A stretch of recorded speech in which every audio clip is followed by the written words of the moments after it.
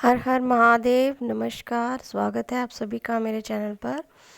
आज मैं आपको शुक्र प्रदोष व्रत की कथा सुनाऊंगी। तो चलिए सुनते हैं शुक्र प्रदोष व्रत कथा। प्रदोष व्रत में भगवान शिव और माता पार्वती की पूजा की जाती है। यह व्रत संतान प्राप्ति के लिए बहुत ही अच्छा माना जाता है। सच्चे मन से इस दिन शिव परिवार की पूजा करने से व्रती को संतान सुख की प्राप्ति होती है।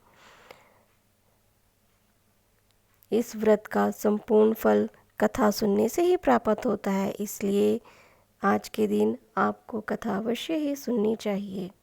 तो चलिए सुनते हैं शुक्रवार के दिन पड़ने वाले प्रदोष व्रत शुक्र प्रदोष व्रत की कथा। शुक्रवार के दिन जब भी त्रयोदशी तिथि का संयोग बनता है तब शुक्र प्रदोष व्रत कहलाया जाता है। शुक्र प्रदोष व्रत के साथ चतुर्थी तिथि का भी संयोग बन जाए तो ये और भी उत्तम माना जाता है। शुक्र प्रदोष व्रत की कथा सुनते हैं। चलिए सुनते हैं। प्राचीन काल की बात है, एक नगर में 3 मित्र रहते थे। तीनों में ही घनिष्ठ मित्रता थी। उनमें एक राजा का बेटा था, दूसरा ब्राह्मण का पुत्र और तीसरा सेठ का पुत्र था। राजकुमार और ब्राह्मण के पुत्र का विवाह हो चुका था। सेठ के पुत्र का विवाह के बाद गौना नहीं हुआ था। एक दिन तीनों मित्र आपस में स्त्रियों की चर्चा कर रहे थे। ब्राह्मण पुत्र ने नारियों की प्रशंसा करते हुए कहा, नारीहीन घर भूतों का डेरा होता है।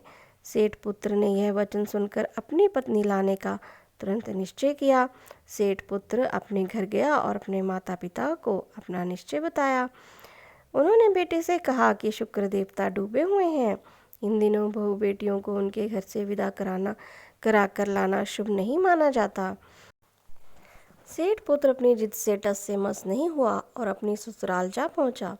सास ससुर को उसके इरादे का पता चला। उन्होंने उसको समझाने की कोशिश की, किंतु वह नहीं माना। अतः उन्हें विवश होकर अपनी कन्या को विदा करना पड़ा। ससुराल से विदा होकर पति पत्नी नगर के बाहर निकले ही थे कि उनकी बैलगाड़ी का पहिया टूट गया और एक बैल की टांग टूट गई। पत्नी को भी काफ़ी चोट आई। सेठ पुत्र ने आगे चलने का प्रयत्न जारी रखा। तभी डाकुओं से भेंट हो गई और वे सारा धन धान्य लूट कर ले गए। सेठ का पुत्र पत्नी सहित रोता पीटता अपने घर पहुंचा। जाते ही उसे सांप ने डस लिया। उसके पिता ने वैद्यों को बुलाया। उन्होंने देखने के बाद घोषणा की कि आपका पुत्र 3 दिन में मर जाएगा। उसी समय इस घटना का पता ब्राह्मण पुत्र को लगा।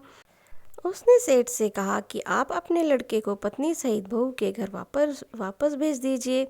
ये सारी बाधाएं इस कारण से आई हैं कि आपका पुत्र शुक्रास्त्र में पत्नी को विदा कर लाया है। यदि वह वहाँ पहुँच जाएगा तो बच जाएगा। सेठ को ब्राह्मण पुत्र की बात जच गई और अपनी पुत्र वधू को पुत्र सहित वापस लौटा दिया। वहाँ पहुँचते ही सेठ पुत्र की हालत ठीक होनी आरंभ हो गई। तत्पश्चात शेष जीवन उन्होंने साथ में सुखपूर्वक बिताया और मृत्यु के बाद स्वर्गलोक को गए। तो ये थी शुक्र प्रदोष की व्रत कथा। अगर आपको ये कथा अच्छी लगी है तो प्लीज़ आप मेरे चैनल को लाइक करें, शेयर करें, सब्सक्राइब ज़रूर करें और कमेंट में हर हर महादेव अवश्य ही लिखें। धन्यवाद।